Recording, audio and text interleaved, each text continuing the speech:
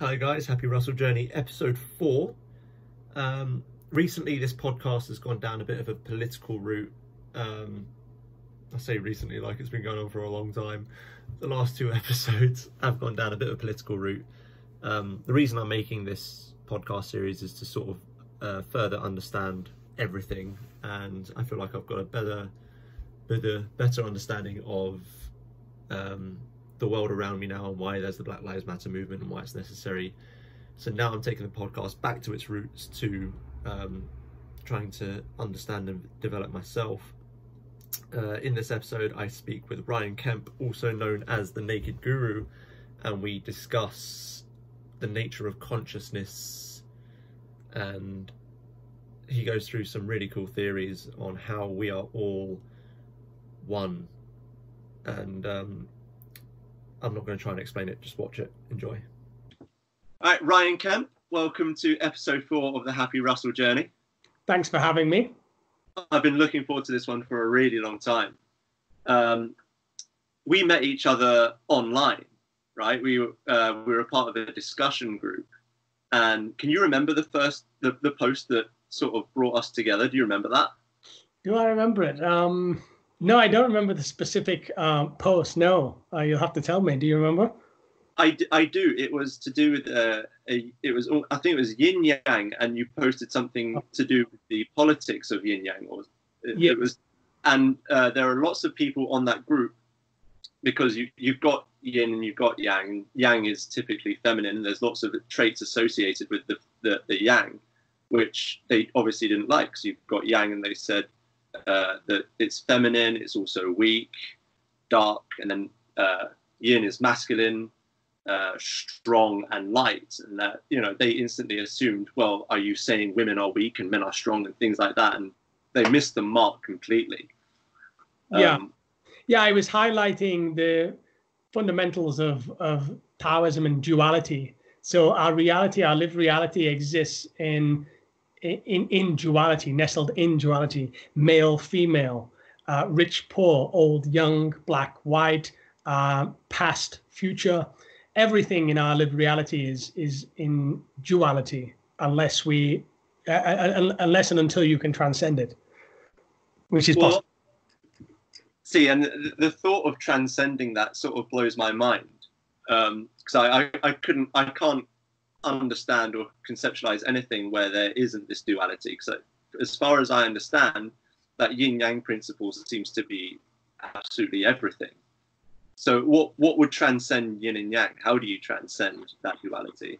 Well, first I'll just introduce myself a little bit and what I'm doing before I go down that rabbit hole. So we went at the deep end straight away there. Sorry. So I run a podcast called The Naked Guru Experience. This one's been going for about a year now. We've had a lot of guests, Rupert Sheldrake and Rick Strassman, that wrote DMT, The Spirit Molecule, Chris Beisch, a lot of Oxford, Cambridge University professors.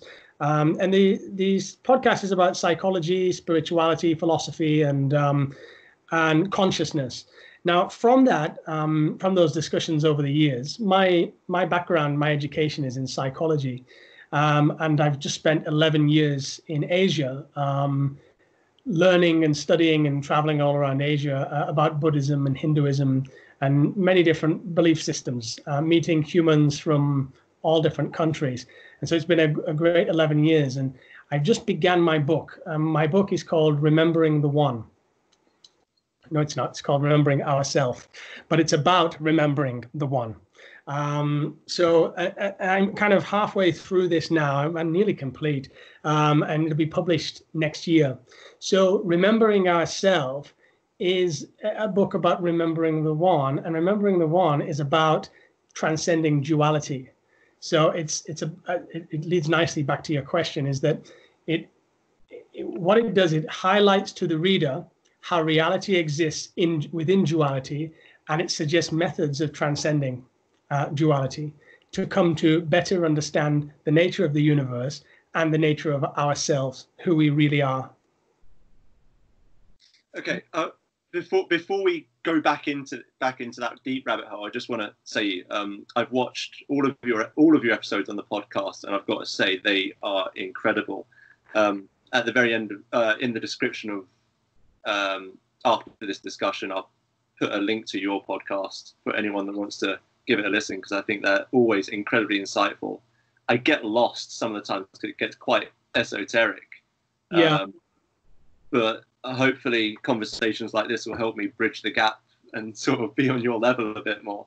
You know, that's the important thing about the book, and the challenge of the book is that a lot of people in the circles, in the psychology circles, and the people that are into spirituality and consciousness, we talk, and when you get to a certain level outside of duality, you can talk at an esoteric level, but nobody can hear you because it's too complex. For instance, I will talk with my mother about it, or my sister, and after a few minutes, you know, it's zoned out because it's beyond the grasp of what they can understand. Usually, non-duality and the ideas I'm talking about really have to be experienced. They can't just be spoken about and discussed. So the book is really about bringing it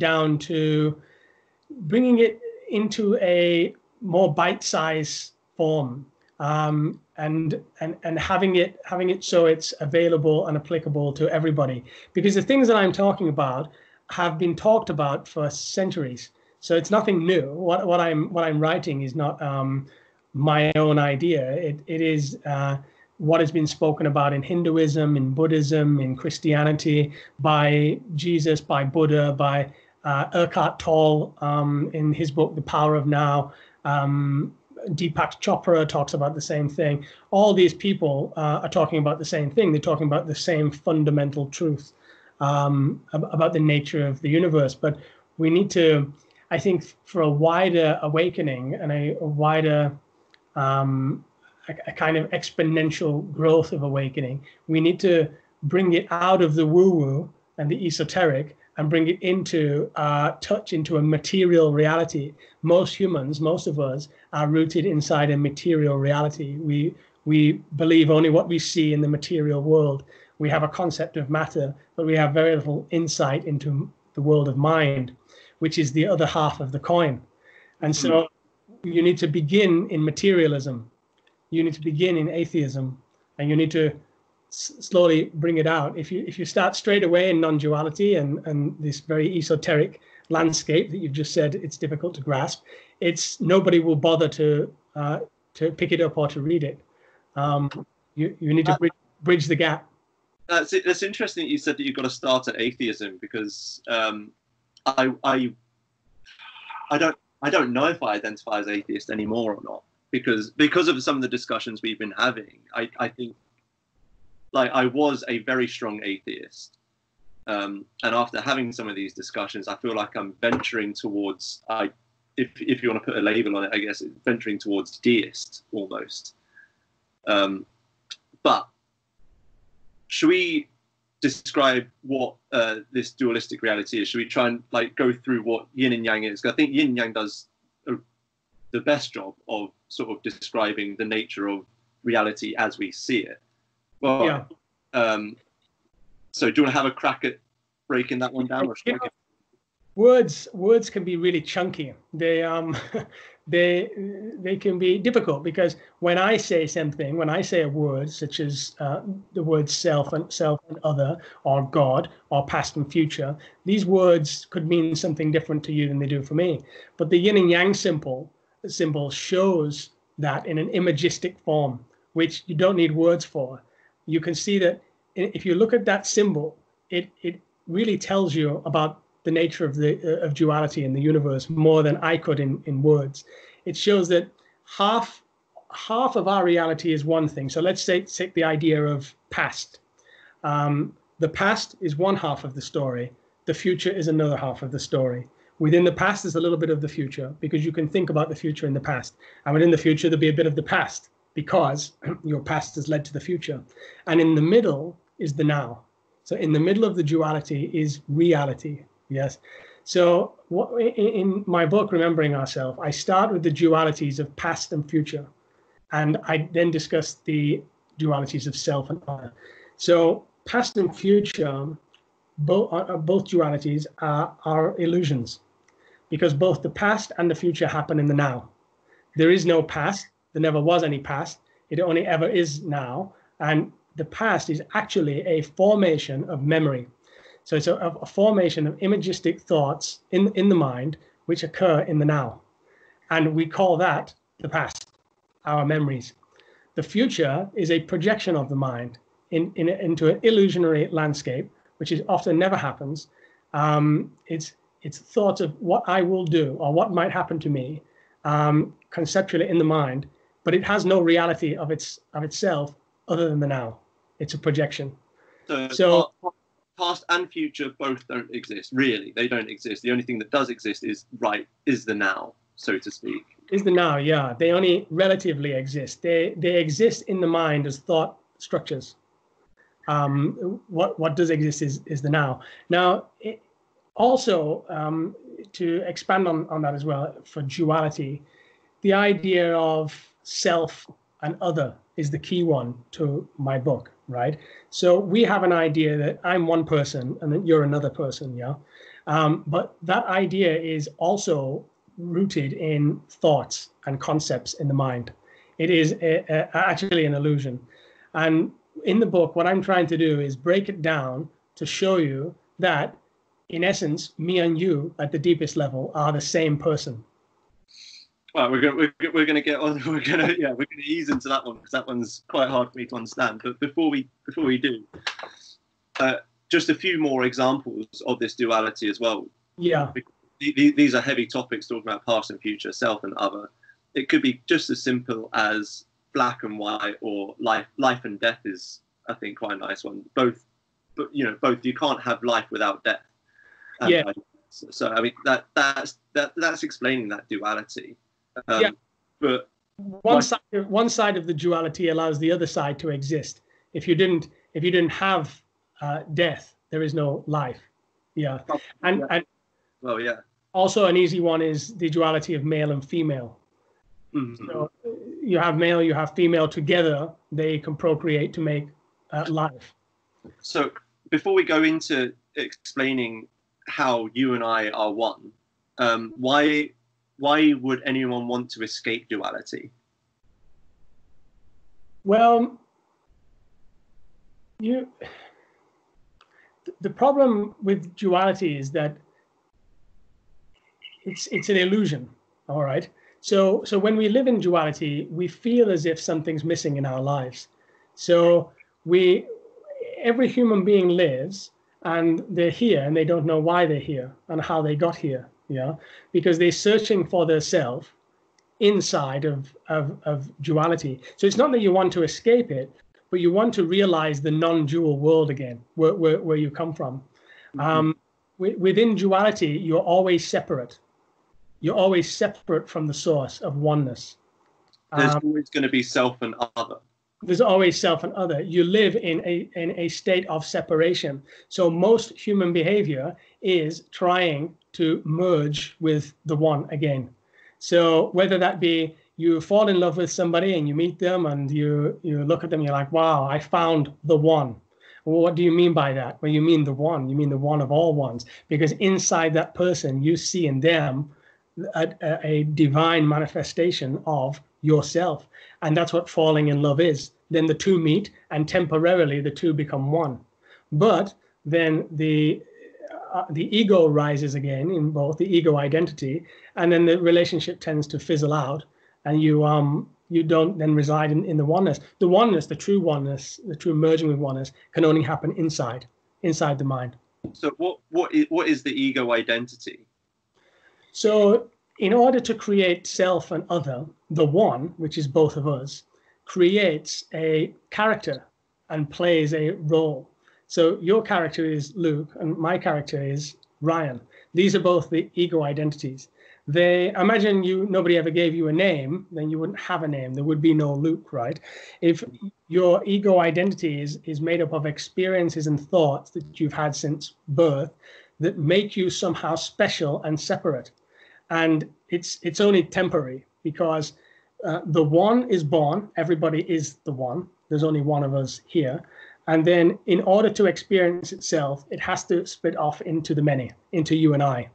And then in order to do that, it has to convince us that we are two different people. So you have to have your memories and stories and experiences, and I have my memories and stories and experiences. And then we meet, and it looks like from the outside that we're two completely different people. But yet genetically, we're 99.9% the same. Our skeletal structures are exactly the same, near enough. Our circulatory system is the same. Our nervous system is the same. Our eyes work the same. Our cells divide the same. And so to make it simple, I use the analogy of the apple tree. So on the apple tree, the many, many apples grow. And one apple, if it was capable of, on the outside, the one apple looks different colors, different shapes slightly. But if we gave it a point of view, the apple would look at other apples and think, well, I'm separate. I'm an apple and they're an apple. And it's all very separate. But they would not know, unless we could increase their conscious resolution, that they are actually the tree. So that's like humans. You think you are one human. I think I am another human.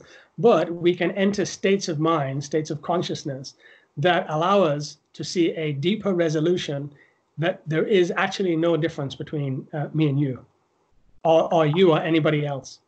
So you are the universe as the apple is to the tree. So is there like a scale of consciousness, would you say? Like, is there like a hierarchy of consciousness? I wouldn't say it's a hierarchy of consciousness, but there's certainly resolutions of consciousness. So you know this, like there are some people working on lower level consciousness. They are unaware of themselves. We see this in their behavior. Maybe they're acting crazy, and when you drink a lot of alcohol or certain other drugs, you drop the low consciousness. You become a little bit like unaware of yourself and unaware of others, right?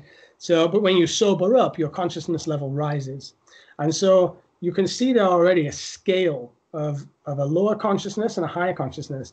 So then you might ask the question, how low does that consciousness go? And more interestingly, how high does it go? Because we already know there's a scale from drunk to sober.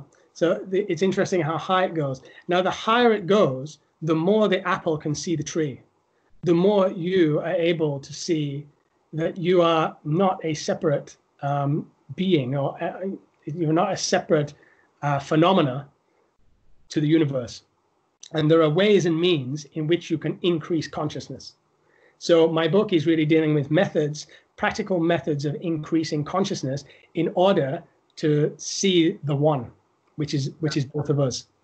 I mean, so I doubt, well, who knows, I might be able to, but I'm skeptical that within this one conversation, I'm going to be able to grasp all this, and I'll, go home and, say, hey, Mum, guess what? We're all the same person.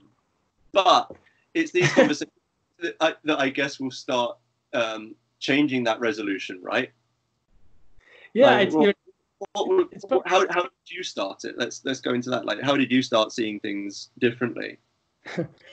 So, I mean, personally, it's quite funny because it's the first time I've spoken about the book, and I've been writing it continuously for nearly 10 hours a day, each day. And so to actually speak about it is an interesting experience for me as well. But how I started, and the book begins with my story, is in 2017 in Cambodia, I was suffering from severe alcoholism. I was a musician in Asia, and I was very close to the edge of death, right? And as I describe it in the book, is I was by the Mekong River in a villa in Cambodia, and I died. And through the death, I was shown my life had been completely, the majority of my life had been wasted, that I had not been a very good person, and that the alcohol had kind of took control of me, and I failed to be of use to humanity. And so I saw this in my death as a series of images of burning people and hell realms and really torturous landscapes. I just quickly, what's a hell realm like? So well, you imagine like Dantes Inferno, like people burning, people crawling all over each other in black soot. I mean, it was pretty epic. But then you were seeing this within yourself. Yeah, the experience was of death, and then I was being shown this in a series of images, and the images were really visual representations of maybe some of the poor choices that I'd made in life. I'm not suggesting that there's an external hell that I've gone to. They were more kind of the divine, the universal mind showing me how I made some bad choices in life.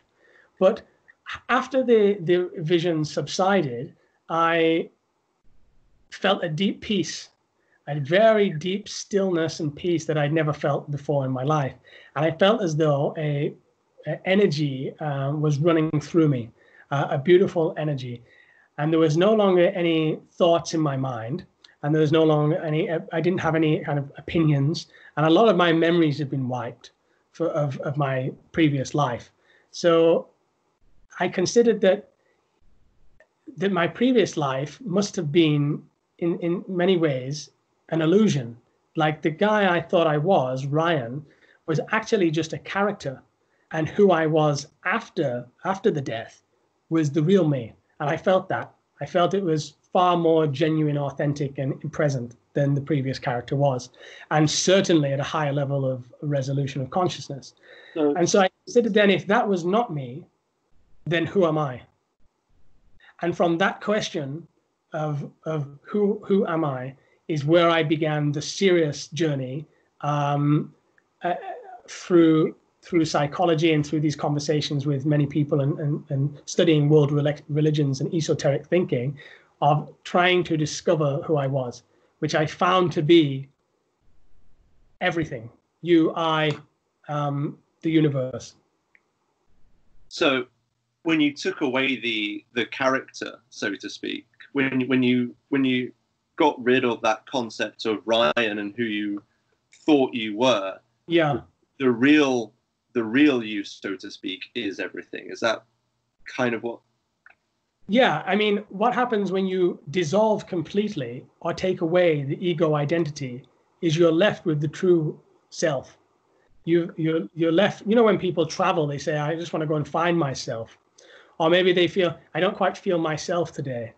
This idea that I'm not in flow, I'm not at one with myself. What do you mean when you say that? What you mean is that you're playing a role or character, and you can have multiple roles or characters. You play a character with your parents and your family. Maybe you play another character with your work and your responsibilities there. And each are roles, and there's nothing wrong with these roles. I can go into that a little bit later of why they are absolutely necessary. But the fact is that they exist. And when we strip them away, all of the things that you're not, you're left with what you are. And that is whole and complete and not searching for anything and not lacking anything. You feel a deep sense of contentment, and very simple things make you happy. You're no longer searching for yourself in other people, in the new car, in one day I'll be this or one day I'll do that. You're not searching for yourself in the new iPhone. You're not searching for yourself in the sexual relationship with a partner. The search is off, because when you rest in the equanimity and oneness of the present moment, and you know the nature of the true self, the one self, nothing is lacking. You're here and complete in the moment. And so the book is an exploration of my journey into that, and how we can all do it, because I'm not special in any way. This is not something that's reserved for special people or enlightened people. This is something that it's a perspective that's available to every human being. It's your birthright to know who you really are. And it's available to anybody. You don't need to be particularly smart. You don't need to understand the dynamics of duality and all of the more complicated psychology behind it. It's as simple as coming to understand yourself as everything that is.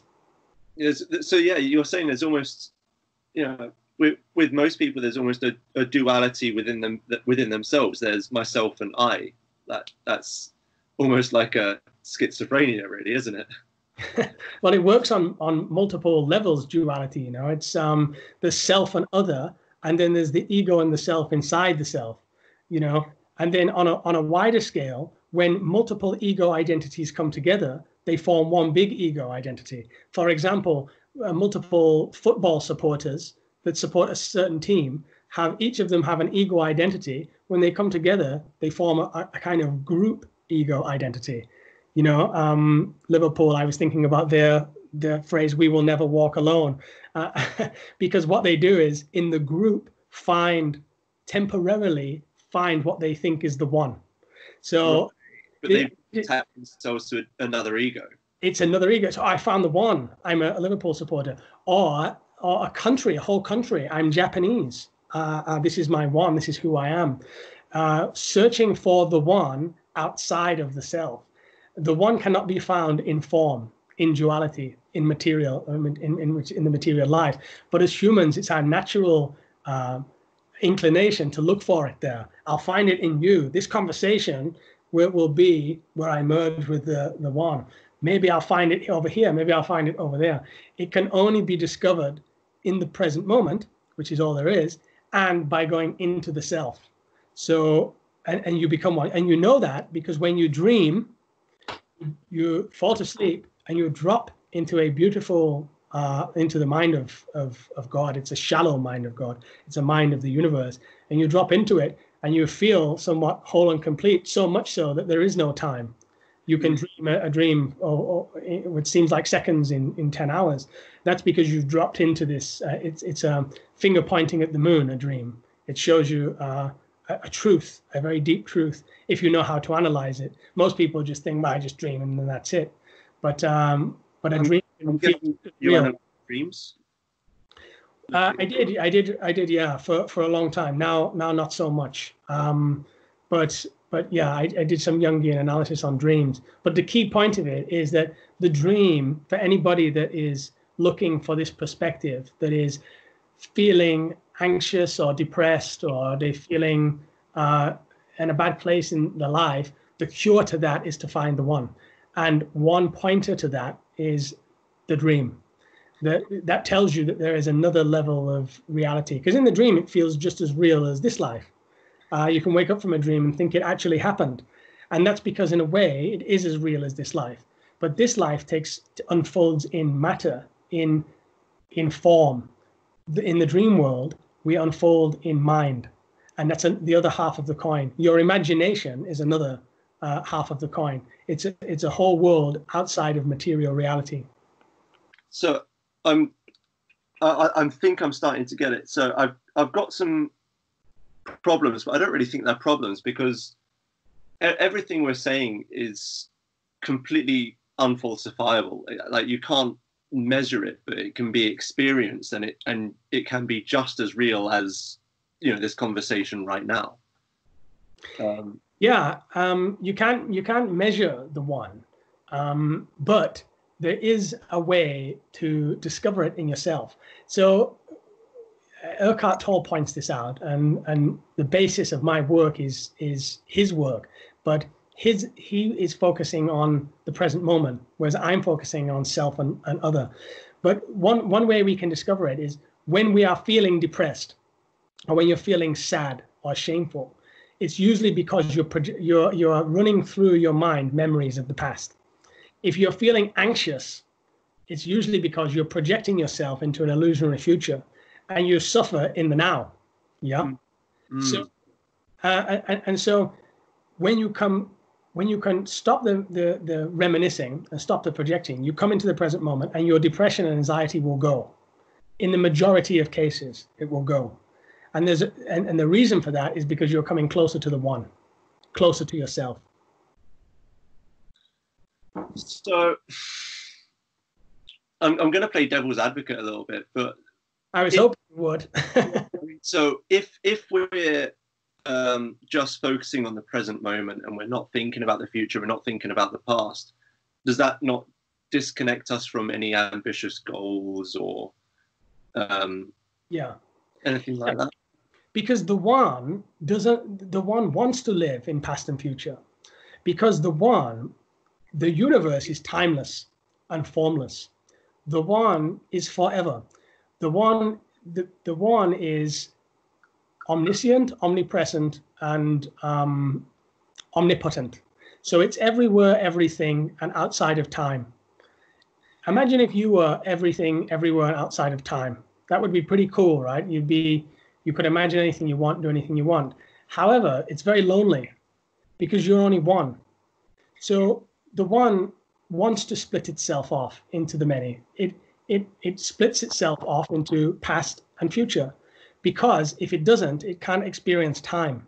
There is no time in the one because it's beyond duality. But in order to experience time, past and future, the one creates it through us. And that is what we call a life. So the one could also be, another word could be God, because could be. A synonym for the one is God, or it's love, or it's now, or it's self. All those words are the same thing. Yeah. But the reason I call it the one is because I'm coming from the perspective of duality of self and other. So I'm making the point that me and you are the same person at the deepest level. So I don't call it God, although God is such a loaded term as well. So many people have a concept of what they think God is. Oh, it's a man in the sky with a beard. Oh, do you mean Apollo? Do you mean Yahweh? Do you mean Jesus? Do you mean Buddha? And so things get convoluted if you refer to it as God. Now, all Buddha, Jesus, all of these people were the one. They just realized they were the one. And they realized also that everybody else was the one. And it's no big realization. Everybody can realize it, And when they spoke about it, other aspects of the one that were in the ego identity said, wow, these guys are onto something. Like they must be in communion with God, right? Not recognizing that they were also the one. Everybody is Buddha. Everybody is Jesus. And so when we take it out of the context of religion and God, which is heavily done, and we modernize the concept, we modernize it and bring it into something that's palatable, then it makes more sense. Because I'm not going around saying, hey, I'm the one. I'm going around saying, hey, we're the one. Which is the truth of the situation. Now, you've said that everyone can do this. And I think, unfortunately for you, you had to go through what seemed like a bit of a rough rebirth. Let's say it was almost like the phoenix rising out of the ashes. And I know that sometimes trauma can trigger this awareness in people. But do you think that needs to be the case, or how would you suggest people start this awareness training? It's one of the key things that I found with my journey and what I see in other people's journey as well that I work with and talk to is usually it involves like an amplification of consciousness. So it's like alcohol, which is what I was addicted to, is not very good because it pushes you under consciousness. You become less and less conscious about what's really going on, and therefore you become less and less conscious about the one, about the nature of your true self. And so if we can amplify consciousness, you can then start to gain insight into the nature of the universe. Now, some of this comes through listening to people that are already on the journey because they're talking from a point of the one. They are the one talking to the one. Right now, in essence, I'm the one talking to the one and the one's talking back with me. Yeah. So what we can do is use other people, I hate to say enlightened beings because a lot of these people wouldn't class themselves as enlightened beings anyway. But deeper in other people to class them as that, really. Yeah, it's other people. It's the ego that says enlightened being because the ego sees everything in terms of a status and this is better than this, whereas the one doesn't see that. There is no better in the one because every point of view is a point of view of the one. I see your point of view, you see my point of view. Every point of view is a point of view of the universe. That's because everything in the universe has a point. Every star has a point relative to another star. Every planet has a point relative to other planets. On the Earth, every location has a point on the map relative to other locations. And every human on the Earth has a point of view. And every point of view is the same, fundamentally. The only thing that differs in your point of view and my point of view is the ego identity. Your story that you created and my story that I created. Once you get that out of the way, every point of view is the same. And so if you amplify consciousness enough to be able to see some of this, then it will come to you. It will flow through you. You don't need to find the information outside of yourself. The answers are inside yourself. To not sound too corny, but the answers are inside yourself and they flow through you. When I write the book, I don't write the book from the point of view of Ryan. I write the book from the point of view of the one. And sometimes I'm also surprised what I write on the paper. So I laugh at what I write sometimes because it would have been obvious, but I'm in a zone where I'm. Now I tell you my technique, which is the strange thing, and that some people will not completely empathize with. I use psychedelics to write, so I will be doing a low dose of DMT in order to channel this information. Usually in the morning will be a low dose of DMT, and then around 9 hours writing. Now, when I discuss amplifying consciousness, what psychedelics are consciousness amplifiers. They allow you to see a deeper resolution of reality. And we know that because mushrooms, for instance, psilocybin mushrooms, have been studied now deeply by Johns Hopkins University. And we have found that people that were suffering great depression and anxiety and serious addictions take one high dose of psilocybin mushrooms, and they are in 80% of the cases cured from their addiction. The reason they are cured from the addiction is because they become conscious of the addiction. The consciousness is amplified to a state where the human can see what it's doing to itself and stop. Now, I'm not saying psychedelics are the only way to amplify consciousness, because it can be done through practice of presence, meditation. And I also think that diet is an important factor as well. I think there's too much refined sugars, too much alcohol, too many pharmaceutical drugs, things like that. They distort the tool that is your mind, and make it more difficult to amplify your consciousness. You are what you eat. Yeah.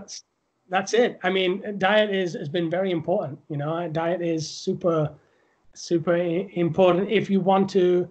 If your goal is to amplify consciousness enough to see what's going on in your life and get off the automatic track. Because if you're at a low level of consciousness, your life is just automatic. One thing happens after another. One bad things happen, a good things happen. Everything is so random and chaotic. But when you amplify consciousness, you can step back from your life and things become much more clear and stable. And from that point, you can begin to understand why you do what you do, and why others may do what they do, and why the universe is the way it is. So when you were talking about mushrooms and getting off of addiction, it's not that there's like a chemical change in your brain that makes you not want to smoke anymore. It's you've now changed your perspective. Yes, exactly.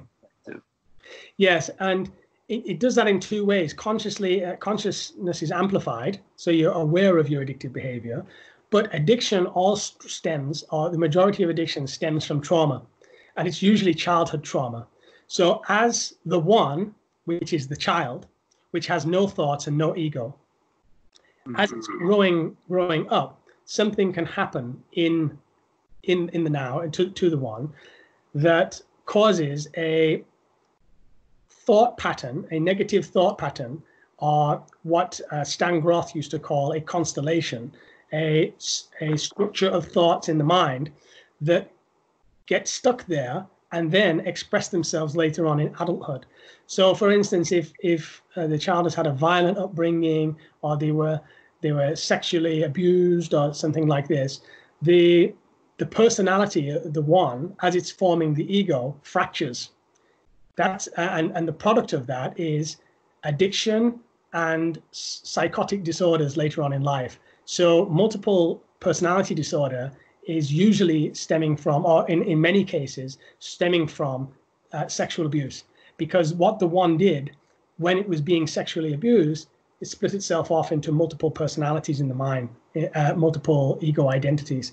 And then later, the adult suffers from multiple personality disorder.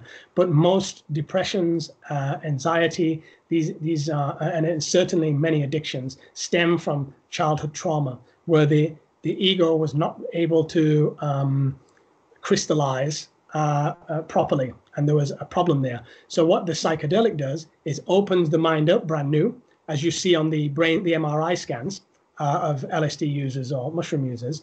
It turns the whole brain on, and it allows the neurons to re-network and reconnect.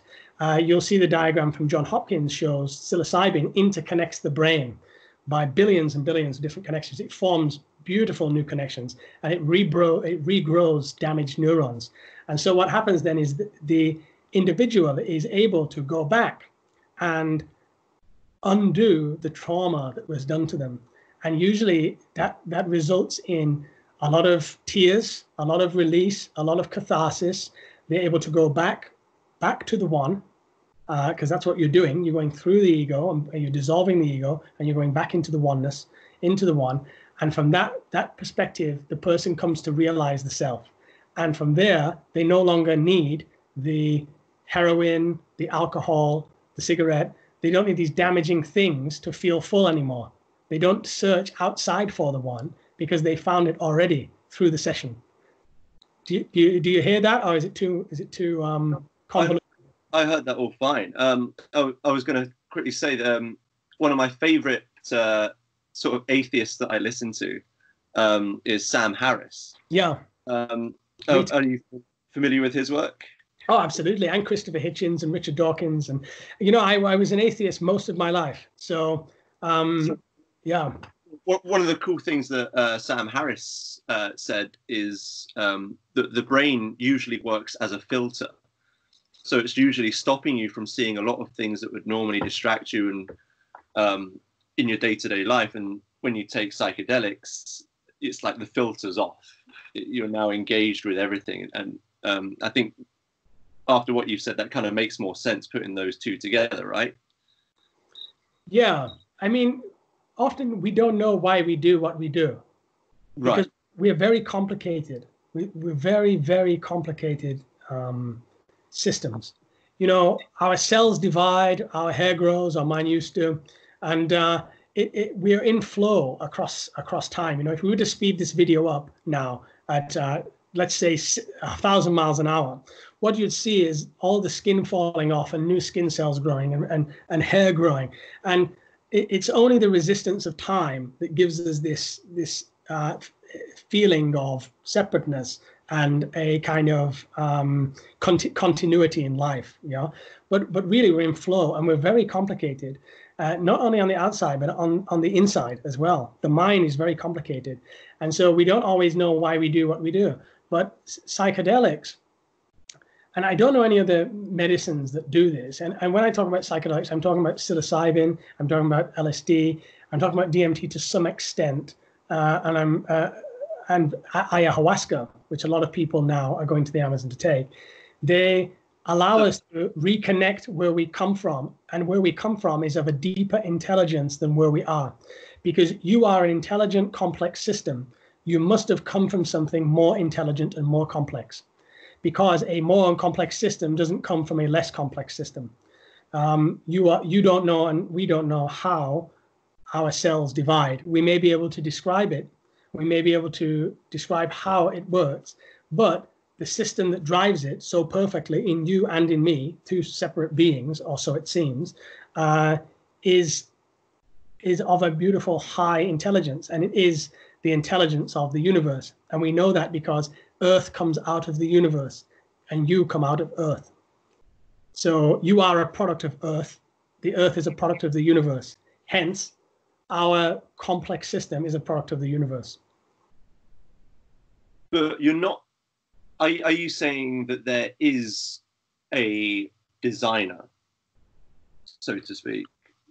I don't know, and that question for me is too far to know. But I do know that certainly on some of these more intense experiences where one can go very, very deep into the self and very, very deep into the one, I recommend for anybody Chris Bache's work, LSD and Mind of the Universe, or Stan Groth, Realms of Human Consciousness, or even Rick Strassman's work with DMT, the spirit molecule.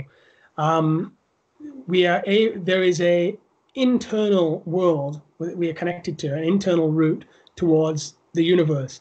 And in some of these profound experiences, it seems as though there is a divine intelligence at work. But what I suggest it is a formless dimension of pure intelligence and love that manifests exists in non-duality, that manifests in duality. That's what I suggest there is. By its process of how it does it, I couldn't explain in words, because words are too limited in order to explain such a process. But that's very close to the idea of what some people would call God. And as an atheist most of my life, I now understand, whereas I didn't understand before, what a lot of religious people and spiritual people were talking about. Whereas as an atheist, I didn't get it. As an atheist, I was possessed by my ego and rooted only in the material universe. I didn't see another side of the coin. And now, through experience, I've seen that there is another side. And although religion perverts the truth of it, and it takes the truth of the one and puts it down into a kind of dogmatic structure, which ties you in and hurts people in the end, because religion is just another collective ego. I was gonna pick up on that actually. I was because what we're discussing right now, for people to want to understand it, they've got to be in the right frame of mind. And I feel that typically religious people don't want to hear this. And there's lots of people I know that when we start talking about the nature of consciousness, they go, oh no, I don't want to talk about that, that's too much. So and it's not for everybody. This isn't the whole point of this kind of journey, what I would call like Joseph Campbell's hero's journey, where somebody starts to feel like, well, my lived reality is not, there's something missing here, like something is not quite right. And then they go off into the world, into travel, into psychedelic experimentation, whatever, and they discover who they really are, and then they come back and tell the others, and of course the others don't believe it or don't want to hear it, and that's this kind of journey or mission in life is not for everybody, and nor should it be for everybody. It's only for people that is genuinely plagued by the question of who am I and what's going on here. Not everybody asks that question. The one sometimes loves to live as a person. It loves to live as your dad, your mum, your friend. And the one enjoys in that. It delights in it because it gets to experience itself through the many. It doesn't want to remember it's the one. That's why it made the many in the first place. The whole point is that you don't remember that we're all one. As soon as you remember that, you remember your loneliness. You remember that there is no difference between me and you. You remember compassion. You can feel for the other, But the one, in the majority of cases, doesn't want to be awake to itself. It enjoys past and future as illusions. It enjoys self and other. That's why it does what it does. It enjoys it and it delights in it, and it lives billions of lives and billions of stories, and then it dies and it lives another life and billions of stories and continues like that. But some of us feel that our life is not quite right. We may be addicted, we may be depressed, we may be anxious, we may be just very curious people that are inquisitive, and we want to find some form of answer to what's going on. Now, you'll never find it. You never know fully what's going on. You know, even my book cannot describe the absolute vastness of what we're talking about here. But you can get kind of inklings to what's going on by study, by conscious exploration, by experience yourself. And then you can awaken. And that awakening is happening on an individual level. You are, by the nature of being and by the nature of this conversation, awakening. I am awakening. Other people are awakening. And the collective itself, humanity itself, is awakening. And you can see it happening right in front of our eyes at the moment. A psychedelic renaissance, more and more people using the medicines in order to do it, more and more people saying no to materialism and commercialism, more and more people adopting more healthy lives, more and more people doing yoga, more and more people doing meditation. It's happening in front of us. It's a mass coming to consciousness of the one. Well, it also seems, from the way you've described it, like we're fighting a losing battle as well, because we're fighting against the one that forgot itself for that whole purpose. So why would we then be like, no, we're going to remember this? But it's not so much of a fight. You know, it's like my point of view here. What I enjoy doing is sharing my point of view, and it's a point of view. It's not to convince anybody of anything. You know, I'm not really interested in a debate about it or an argument. I'm interested in a debate, but I'm not interested in any argument about it. I'm not coming from a point of where I'm right and you're wrong, and so I need to fight and force my opinion on anybody. I'm more into a mutual exploration of the possibility of this. So I'm interested in me and you really stretching the mind and thinking, is this actually possible? And where are the facts for it rooted in material reality, of which there are astonishing amounts of evidence for it. And so it's not necessarily a fight, because the process is automatic anyway. And a lot of people, such as Rupert Sheldrake and Chris Beige, their intuition is that the self, the one, is awakening in form. So eventually it's going to happen anyway. As time goes forward, it's going to happen. You know, everybody is slowly coming along for the journey because everybody is the same one. But there's no reason to fight about it. It's only to explore it for fun. Yeah. I mean, I wasn't hoping to fight with you. I was looking to say that that journey of realizing we are the one is almost fighting a losing battle, because you're fighting against the one, it seems. That was my point. But you seem to take it in a different way, where we're not really fighting against the one.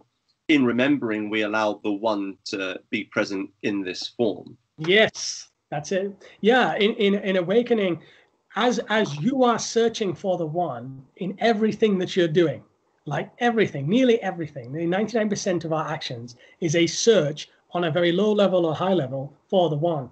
And while you're searching for the one is searching for you in every aspect.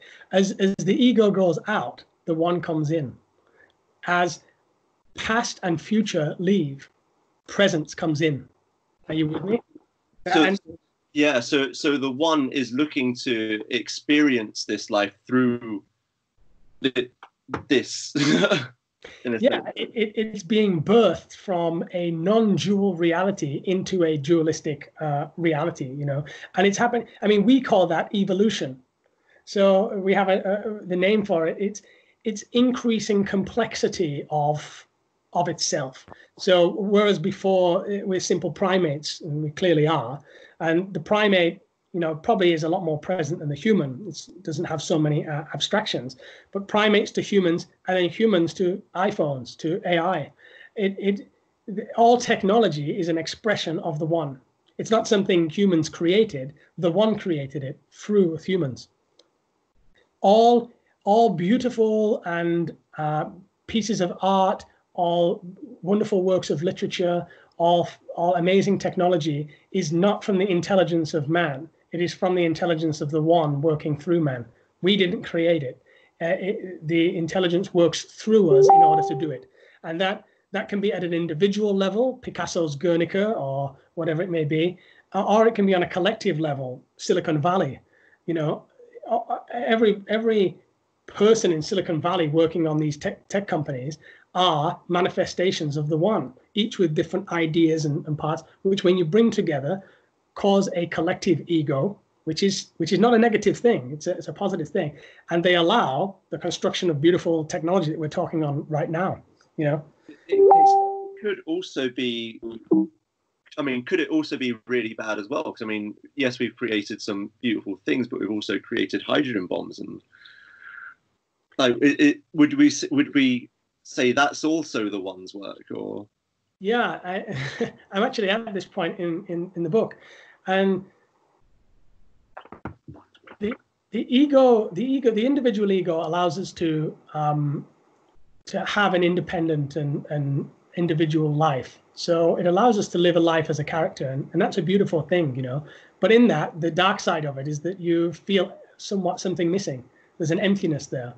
On the collective level, the collective ego allows people with a common purpose to come together and create something.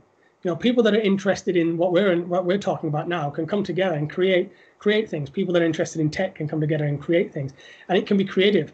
But because we are in duality, every creation must have destruction. So every good aspect needs to have an equal and opposite bad aspect. That is the nature of duality. So in that collective, we also have war, because we say they over there is you know, Germany and we're England. And so that is two giant collective egos made up of small independent egos. And we are at war because we are under the illusion of self and other. We think we are one thing and they are another thing.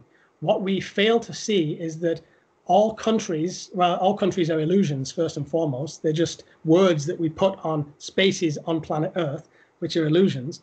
And there is no difference between a Chinese human and a British human. All are the one. When you transcend the illusion of self and other, you recognize all as one. And that's how you solve war. And that's happening slowly, I believe. I also believe that, but I also, again, there could be a lot of danger that comes with that. So, for example, let's say we have a country that recognizes everyone as the one. This one country could be extremely peaceful, and then right next to them you have this egoic, like heavily egoic country that sees all those people as different to them. What's stopping that country from then just decimating that other country? I mean, hopefully Well, it happens already, and it's happened before in history. Yeah, it's you know, look at Germany, in Nazi Germany, and the peaceful Jewish people. You know, it happened. The Jew idea is very similar. They feel they're close to God and they want to live a life of family and peace, and again and again we see that problem, and it happens. But I don't profess to understand the dynamics of how that aspect of reality works, but I imagine it's something along the lines of the immune system. So as above, so below. Inside our body, there is war and there's chaos and there's disturbance, there's attack in the immune systems and red blood cells and white blood cells, and it's all happening. But when that all happens, the disorder and the chaos forms another level of order. So as above, so below, on a wider scale, these wars and these egoic attacks and these things that happen, these negative, destructive things, on one level are chaotic, but on another level have a higher sense of order within the universe, a higher purpose within the universe. And the reason we don't know what that order is because we are the one in limited human form. When you merge with the one in death or birth or through psychedelics, as we discussed, or other methods, you come to understand it a little bit better, the divine unfolding plan. But you can see our history in humanity over 200,000 or 300,000 years is one of progress. It seems to be progress. Yes, we seem to be making progress, and through that progress, there's been a lot of shit, a lot of bad stuff has happened. You know, and so that is kind of, for me, an evidence that there is a divine, I hate to use the word divine too, but an intelligent unfolding plan, because it's progressively getting better. And so when we're kind of worried and anxious about in past and future, what will happen, what won't happen, we're not rooted in the now, we can get carried away and say, it's the end of the world, it's all going to come to an end. But people have been saying it's the end of the world since the start of the world, Yeah, it's a natural fear. This is the time when it's all going to end. And I think that is motivated by our illusion of self and other, and our fear of our actual death, the individual death, because we believe that we actually die. We believe there's such thing as an individual death. There isn't. There's no such thing. You cannot die. Only your ego identity can die. Only who you thought you were can die. You cannot die at the deepest level. And so, but the paranoia of that death, I think, is what people then start to think collectively. It's the end of the world. It's all going to come. It's all going to come to an end, I think. At that deepest level, that's the one that's consciousness. At the deepest level, the one is consciousness. Yes. Yeah. I mean, consciousness, God, the universe, love, the one, all are the same phenomena, all of the same thing that we're describing in certain linguistic categories, which are irrelevant, really. Okay, I've got a funny one for you. Go on. It's the ego that separates us from the one, right? Does that mean that like a dog is more enlightened than we are? I've thought about it, and there's a chapter in the book, recognizing the one in animals. Yeah, so I've got one chapter recognizing the one in lovers or friends, how we can use that as a method in understanding our separateness and transcending our separateness into oneness. And the other chapter is recognizing the one in animals, because animals, we see them as a sense of security. So we like to have more and more people of, Rupert Sheldrake points this out in his book, Ways to Go Beyond. He points out that more and more people are having pets in their houses. It's taking off like worldwide, more and more people having dogs and pets. And for him, and I also see it too, the stillness that is in the animal is pure recognition of the one, because the animal is generally rooted in the present moment. The animal is just there. It doesn't live in these dualistic illusions of past and future. It has some memory traces, has some projection, but not as much as humans. And I'm going to stop really quick, because I was actually reading Eckhart Tolle today, and there was just a beautiful little like mini chapter in his book that was about these two ducks. Yeah, he was observing these two ducks, and they got in each other's space, and they flapped their wings, and they had a fight, and then they went off, and it was done. That was it. And he said, no, if those ducks had egos, one of the ducks would be thinking, that duck's still in my pond, he's still in my space, he's going to attack me again. I've got to get him first before he gets me. And that's where this thinking comes in, isn't it? Yeah, that's right. And Eckhart Tolle is the main inspiration behind. He helped me find the perspective, and a perspective now that I would never trade for anything in the world. And what I feel I'm doing is building on that, because many people see and listen to Eckhart Tolle, but what they don't realize is that Eckhart Tolle is the one. On the outside, he has a form. It's Eckhart, yes, it's separation, but the point of which he's talking from is the one. There are many others like him. There are many others alive on this planet now, and there are many other people that we don't even know about that can talk from the point of the one. And so, I thought that was an interesting idea that a lot of people don't quite see at once. They think Eckhart Tolle is still in separation, Eckhart Tolle, but he's not, and he realizes himself as the embodiment of the one, as was Buddha the embodiment of the one. You hear me, or? Yeah, I can hear you. Sri Ramana Maharshi, for instance, Sri Ramana Maharshi, the great sage, was asked, how do we treat others? And one of his disciples asked, how do we treat others? And Sri Ramana Maharshi answered, there are no others. And that's because he recognized everybody as the one. There is no other. And Sri Ramana Maharshi is Eckhart Tolle, is Alan Watts, is Ram Dass, is you, and is me. There is no difference at the deepest level between any of them. The reason that we enjoy what they say is because we hear in them the one speaking to us. We find the one in them, and it's speaking to the one in us. That's why we enjoy it. Right. I think we've just passed the hour mark, and I think that's going to be a really good time to finish for the moment. But I think we're going to have to do this again. It's been awesome. I hope it doesn't come across as too out there for people. I mean, I'm so far down the rabbit hole, especially writing my book, hours and hours a day, that sometimes it's when you're in the written form, when you're writing, it's very easy to go back and edit and to change things so they're softer, to make it more available to anybody.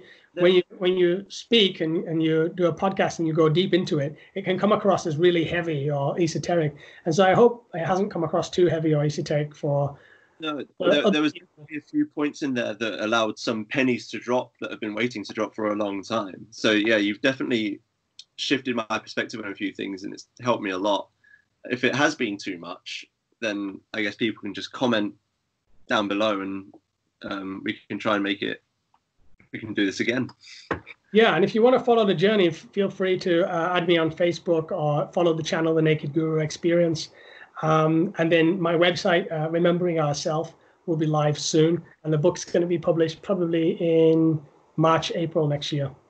Okay, so whenever you get the link to that website, I'm going to add that down to the description under the YouTube channel, as well as a link to your YouTube channel as well. Sweet. Well, it's been a pleasure, Luke, and I love what you're doing with the channel as well. I think it's great. I think everybody should have a podcast. You know, everybody should. We should talk. We should all talk more about what we're doing. We have the technology to do it. I've got about 30 subscribers, but I love it. You know, if my mates decided, I'd love to listen to them have a little chin wag. You know, the podcast is less about the number of subscribers or the followers. Even for me, it's really like you have the opportunity to have these conversations where two people are so present because they're aware of it's being recorded and whatnot, but they're present and engaged and listening and speaking from and building on ideas together. We don't have that in normal day-to-day society. We'll have a phone call. How are you? Yeah, I'm good. Yeah, great. I'll catch you later. Bye. Everything's 100 miles an hour. This kind of discussion allows us to really develop and expand on ideas and explore things. And that's the importance of it. And that's why everybody should have a podcast. All the ones should have their own podcasts as their ego identity. That's a beautiful perspective. I like that. All right, Ryan. Thank you very much, sir. Yeah. Cheers. Thanks, Luke. Cheers. Bye.